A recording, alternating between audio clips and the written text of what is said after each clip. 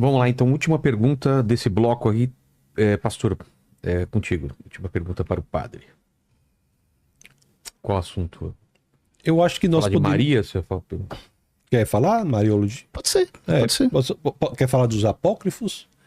Eu acho que isso não ajuda muito. Apócrifos para vocês, para nós deuterocanônicos. Mas São Jerônimo chamado de apócrifo. Verdade, mas São Jerônimo é só um teólogo, doutor da igreja. Inclusive um grande intelectual, né, da igreja, Sim. chamava de apócrifo. Falar de Mariologia, então? Então vamos lá. Pode ser. Pergunta, 3 minutos para pergunta.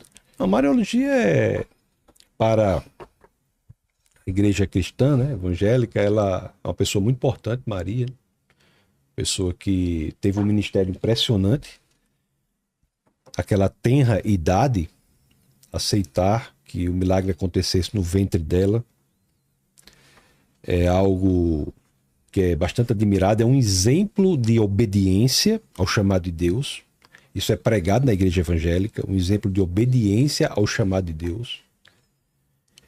Ela é respeitada como a mãe de Jesus, respeitada, mas nós não a tratamos como uma questão de mediadora, nem a tratamos como alguém que... Mãe de Deus?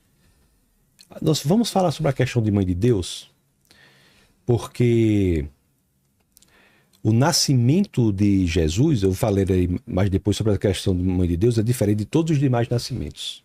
Então, portanto, a maternidade de Jesus é diferente de todas as demais maternidades. Mas ela não é objeto de culto, não deve ser objeto de adoração, como ninguém senão Deus deve ser. Eu sei que há uma distinção feita na igreja romana entre latria, hiperdolia e idolia, não é isso? Uhum. Que a hiperdolia é dirigida a Maria e a dolia é dirigida aos santos e a latria só a Deus. Eu entendo que é uma agressão muito grande a Deus defender que nós devêssemos adorar alguém senão ele. Inclusive é claramente um mandamento que está nas Escrituras. Mas o que eu gostaria de saber do padre é que o catolicismo popular me parece que há um comportamento divergente com o que ensinam os intelectuais da Igreja Católica. Nós vemos pessoas se dobrando às estátuas, e podemos entrar aqui até na questão dos santos, se assim quiser. Vemos pessoas colocando rosas aos pés das estátuas. Vemos pessoas pedindo coisas que seriam executados pelos santos e por Maria. Então, não há uma disparidade e uma divergência muito grande entre o que se prega teoricamente na Igreja Romana e o que se exerce na prática. E me parece que esse é um fato. E sendo um fato, por que a Igreja não ensina o contrário? Por que a Igreja diz que, olhe, você não deve se dobrar a uma estátua, você não deve se curvar a uma estátua, você não deve pedir algo para que os mortos atendam. Então, não há uma divergência entre o teórico e o prático? Não há. Mas assim, acho que a gente tem que proceder por ordem. O senhor acredita que Maria é mãe de Deus? Quer que eu responda? Na humanidade de Jesus, ele não tem pai. Ele tem mãe. Quer dizer, ele tem pai, que é Deus. E na divindade de Jesus não tem pai humano. Na humanidade de Jesus não tem pai humano. E em sua divindade ele não tem mãe. É interessante. A humanidade de Jesus se dá no ventre de Maria. Agora, há nascimentos miraculosos das Escrituras. Mas em todos os demais nascimentos miraculosos, há a participação do homem e da mulher. No caso de Maria, não. No caso de Jesus, não. No caso de Jesus, não. Então, Maria é mãe de Jesus. Agora, não é que Deus passe a existir em Maria. João, no capítulo 1, no verso 1, combinado com João, no capítulo 1, no verso 14, deixa claro que o milagre da encarnação é quando o Logos vem e encarna no ventre de Maria. É interessante, e aí vai uma mensagem que eu acho relevantíssima, porque isso é feito em Nazaré. Nazaré é uma cidade que não é citada no Antigo Testamento, nem na literatura intertestamentária. Era uma cidade que não era importante economicamente de nenhuma natureza. Vamos, a gente tem que se concentrar... Então, em resumo... Na definição. Em resumo, Maria não dá origem a Deus. Mas isso é evidente. É evidente. Mas ela é mãe de Deus ou não? Depende do que o senhor quer dizer. Porque se você disser que é mãe de Deus, me parece que está perguntando se Deus vem de Maria. Deus não vem de Maria. Deus é o Logos.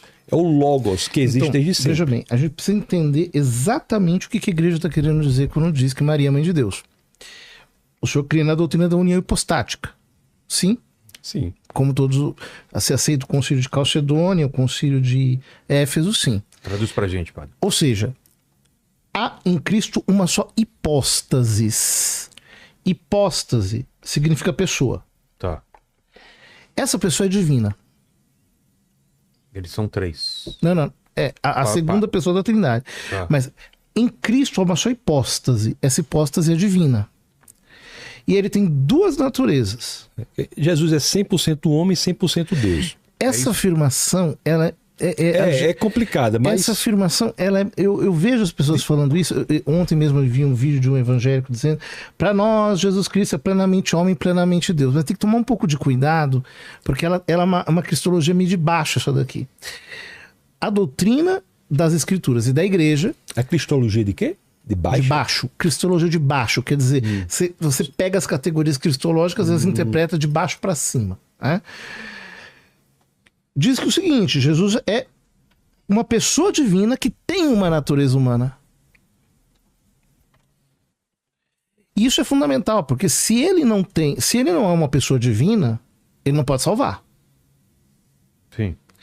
E se ele não tem uma natureza humana, ele também não pode salvar. Eu diria assim, se ele não tem a natureza humana, ele não poderia ter pago o preço Isso. pelos nossos pecados. E se ele não é divino, ele não pode salvar. Exato. Só que veja... Só para o tempo um pouquinho aí. Deixa eu ver se eu entendi. Se ele não é divino, ele não tem o poder para salvar. Pra salvar. Se ele não fosse homem, ele estaria roubando no jogo, porque ele não passaria o sofrimento que um humano passaria. Ele não teria como pagar o preço que cabia à humanidade. Porque seria uma coisa muito fácil. Não, porque não, o homem que paga o preço para satisfazer a justiça. É isso, né? Tá. Então veja bem, há uma hipóstase só. Ele é Deus. É a segunda pessoa da Trindade. Ele tem uma natureza humana. Quando nós dizemos que Maria é mãe da hipóstase, ou seja, ela é mãe de Deus, nós não estamos querendo dizer que ela é mãe de Deus enquanto Deus eterno. Nós estamos querendo dizer o quê? Que há uma hipóstase divina em Cristo. Ele é Deus. Se quer dizer que foi no ventre de Maria que Jesus encarnou, eu concordo. Quando a gente diz... Não. A gente está dizendo mais do que isso. A gente está querendo dizer que a natureza humana de Cristo tem um sujeito, tem um eu divino. Então, Maria não é mãe só da natureza humana. Ela é geradora de Cristo segundo a natureza humana. Mas aquela natureza humana tem um sujeito que é divino. E quem é mãe do sujeito. Mas não veio a aparecer ali no ventre. Já existia antes do tempo. Enquanto Deus. Sim, não é divina? Exato. Então. Só que isso é importante porque senão a gente não entende a encarnação. O que é importante? Isso é importante porque senão é importantíssimo. A gente não entende o que é encarnação. Isso. Então parece que Jesus existia como homem e ele simplesmente foi uma espécie de barriga de... Maria foi uma espécie de barriga de aluguel. Né? Então ele foi colocado ali como um homem, como uma matéria, digamos assim, pré-criada, uma matéria... Os gnósticos acreditavam nisso, né? Uma matéria prévia, e aí ele foi colocado com matéria dentro do ventre de Maria. Não é isso que eu penso. Claro que não é. Certo. Mas é por isso que eu digo que... Mas Os protestantes creem que Maria é mãe de Deus, só não confessam.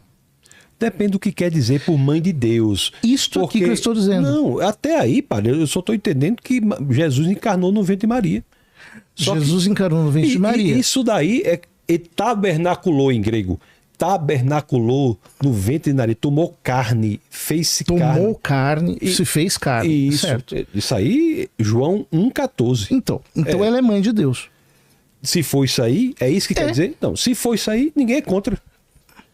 Ninguém é isso. Não, mas quem é contra? Não, é isso. Olha, não, se for isso aí, não mas pode é ser nada. isso. Não, então quem é contra? Todo mundo diz, Maria é mãe de Jesus. O senhor está chamando Jesus de Deus. E Jesus é Deus? É. Então, isso aí. Agora, Deus não veio a existir no ventre de Maria. Mas a igreja nunca afirmou isso. E eu estou dizendo que afirmou, não. Eu não estou dizendo que eu estou dizendo. Então... Não, minha pergunta foi que a prática. Eu não perguntei isso não, pai. Não, então, mas é que a prática... Outra coisa. A sua pergunta é o seguinte, a prática não... Porque Jesus encarnou no ventre de Maria, eu acho que a pessoa não deve se dobrar a estátua, colocar flor. A minha prática foi essa. Entender. Maria, para nós, está na mais alta Eu não vou qualidade. entender esta prática se eu não entender essa doutrina. Não, isso aí... Então, a doutrina de que ela é mãe de Deus. Porque se eu não entender isso, eu não vou entender o resto. É porque, aí é bom esse nosso diálogo, é porque às vezes as pessoas dizem, os católicos dizem, ela é mãe de Deus, como se Deus fosse gerado ali.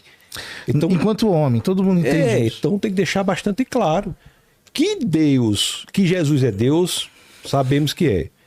Que Jesus encarnou no ventre de Maria, nós sabemos que sim. Se quer chamar isso mãe de Deus, se é isso especificamente, claramente, sem dúvida, sem interpretação profunda, se é isso aqui, ipsilíteris, é isso mesmo. Certo.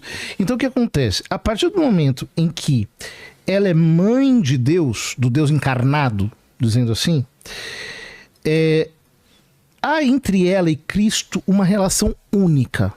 O Senhor mesmo disse que a maternidade de Jesus é diferente de todas as maternidades. Não teve participação de um homem. De um homem. Isso. Mas, essa. Todos os demais teve. Mas a maternidade divina de Maria em relação a Cristo é única, do ponto de vista de que só uma criatura pode ser dita mãe de Deus com propriedade. Ou seja,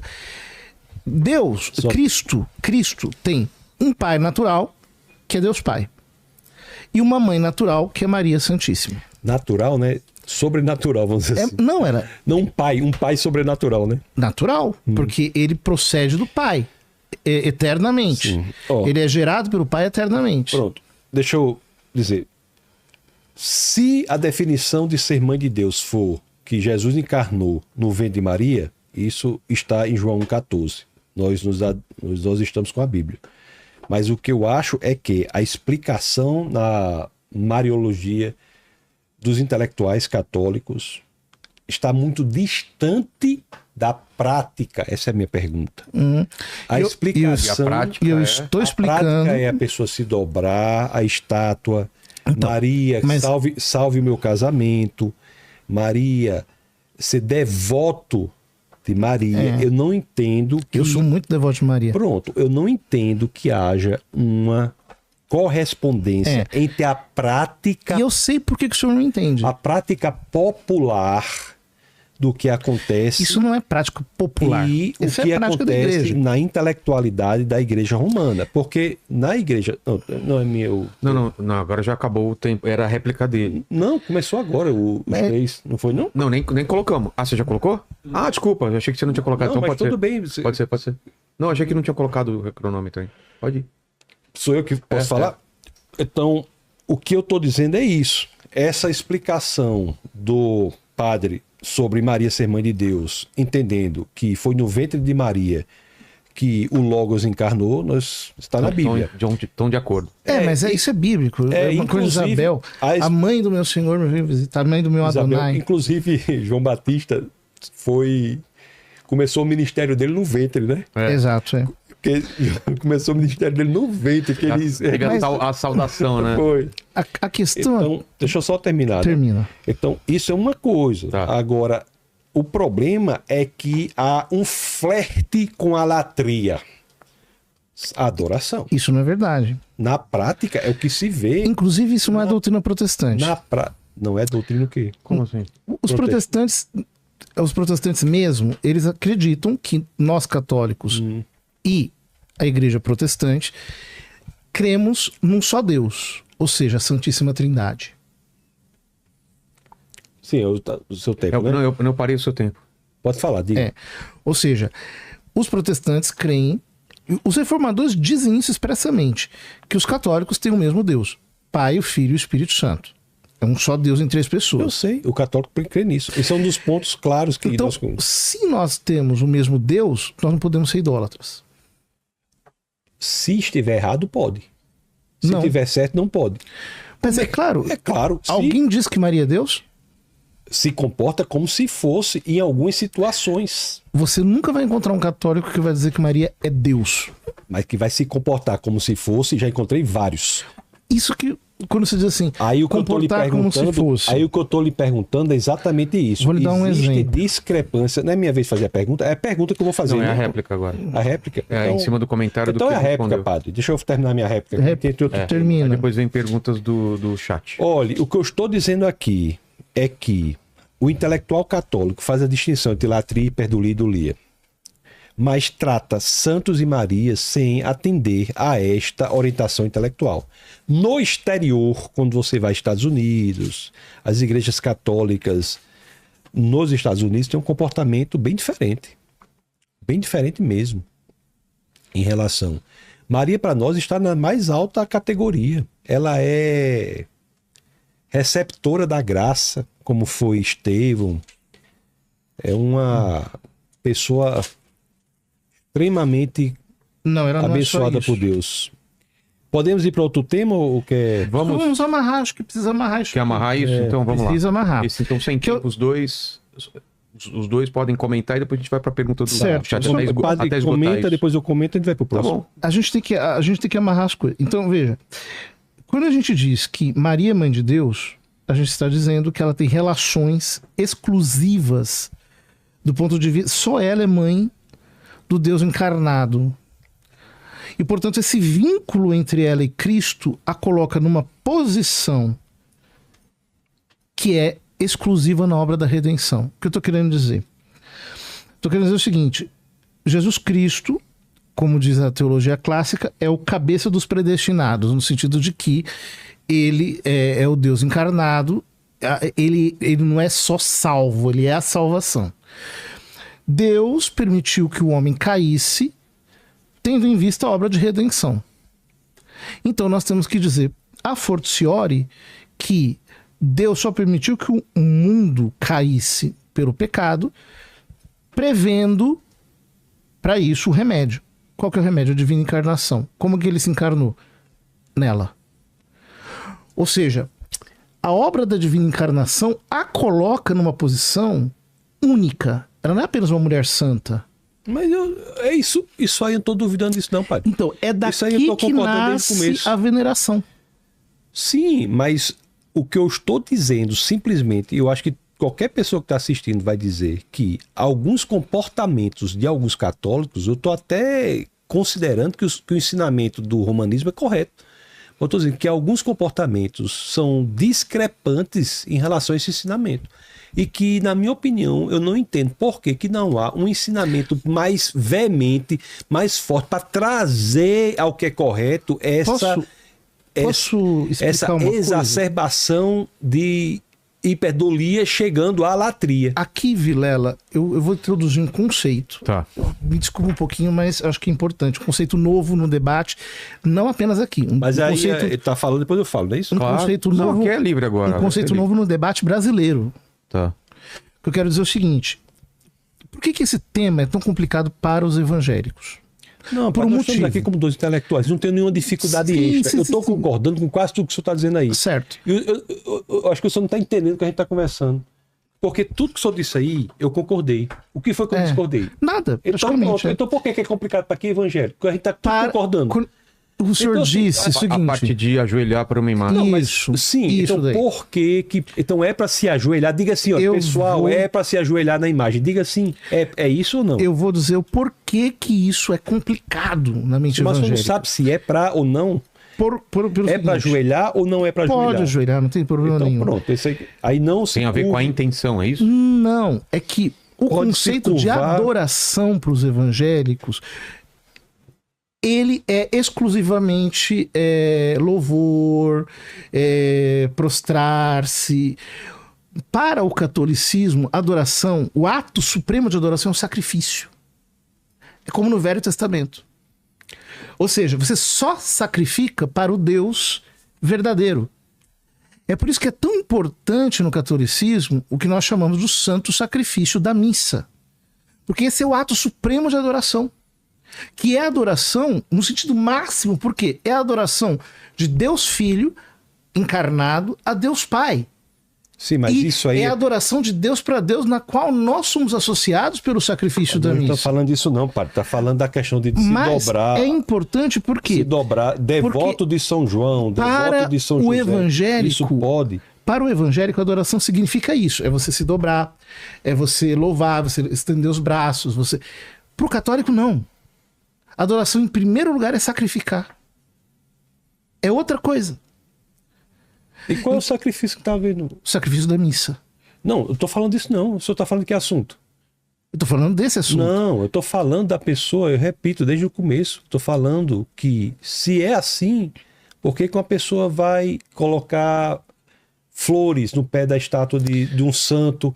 Por que vai se dobrar? Isso é catolicismo? Isso é romanismo? Isso é catolicismo, mas isso não é adoração. bíblico? É o que isso aí? Isso é dulia, é veneração. A adoração para nós é o ato supremo do sacrifício, é o ato número 1 do sacrifício. É a missa, entendi. Então a adoração é só a missa, então as A outras coisas missa não são. e o que diz respeito ao culto eucarístico que entra na mesma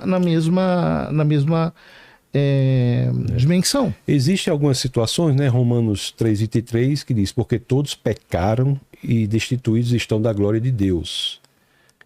Então, inclusive, até mesmo Maria precisa de um Salvador. Isso está em Lucas 1, 46, 47, que Maria diz, né? A minha alma engrandece ao Senhor e o meu espírito se alegra em Deus, meu Salvador. Interessante isso. A própria Maria reconhece que precisa de um Salvador, não é? Então, isso a coloca agora mais uma vez. Nós não temos nada contra Maria.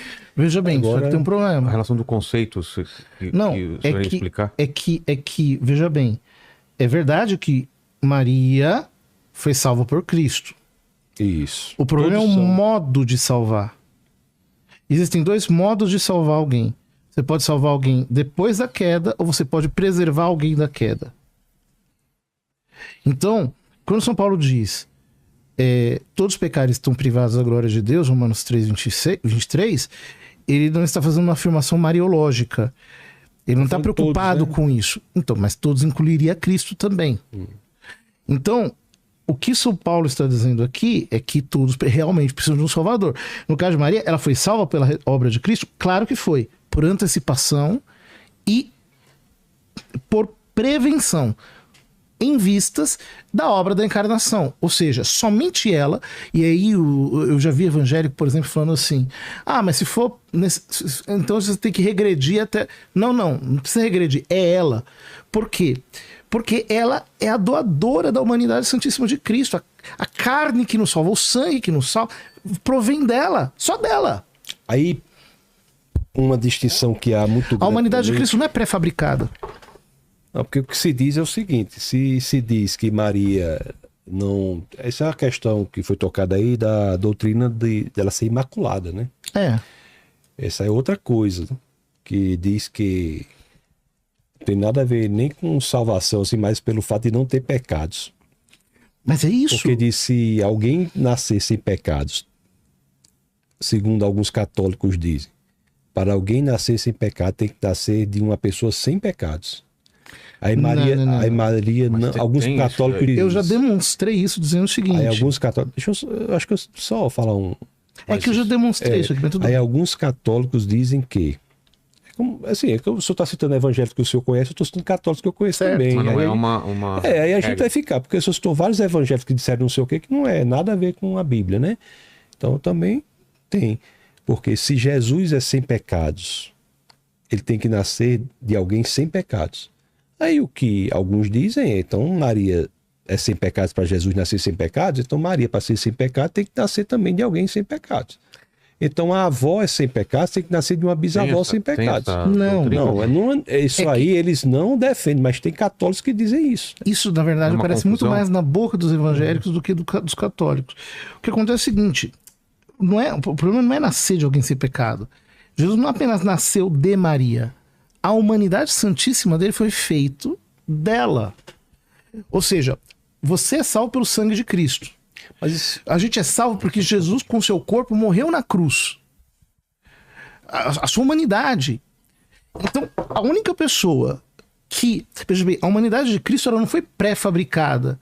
Ele não encarnou nela sem... Aliás, não dá nem para falar que encarnou, né? Se eu disser que a humanidade dele existia antes, uma pré-existência da humanidade, e aí foi colocado dentro dela já como homem... não tem encarnação. Então, a encarnação pressupõe que ele tomou a humanidade dela.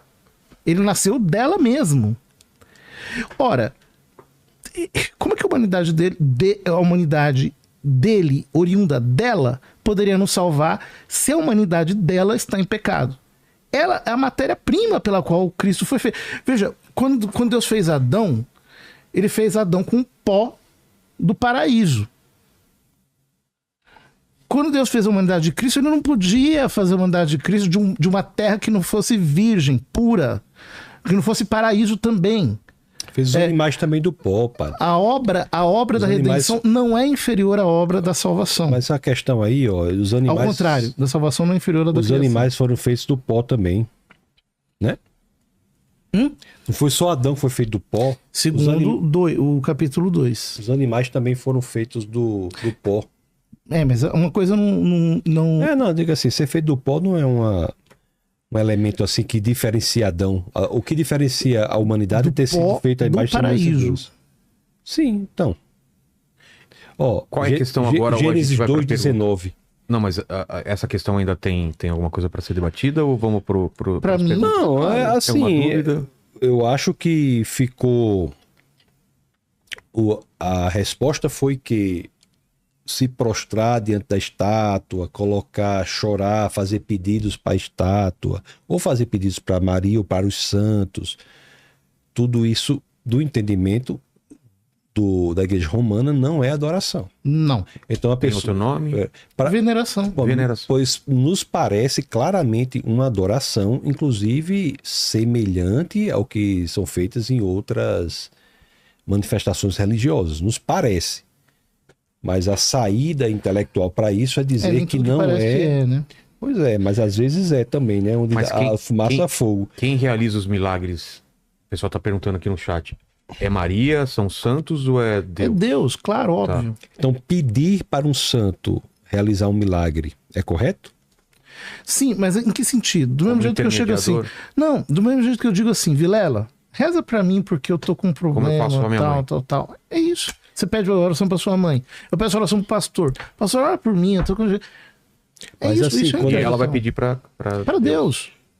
Mas não é assim que se pede. Não é assim que as pessoas pedem na prática. Pedem para que aquele santo específico faça.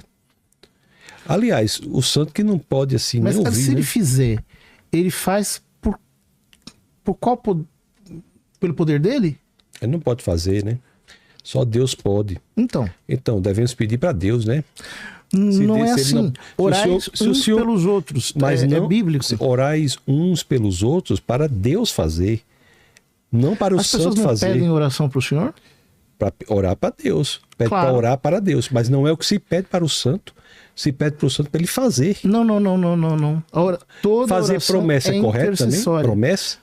É um voto. Então, não é pedindo para o santo? Você pode fazer um voto. Você está fazendo um propósito. Mas, padre, vamos para a prática mesmo.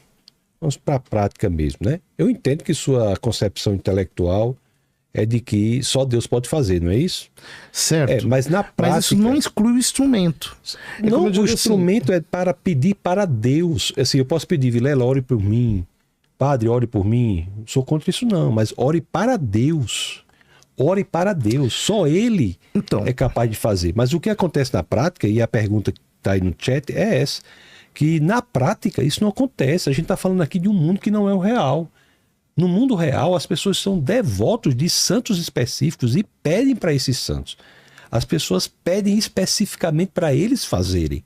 É isso que acontece na prática. Então, me parece que num bate-papo assim, digamos assim, seria bom identificar que isso é um desvio do que Não deve é um ser desvio. feito.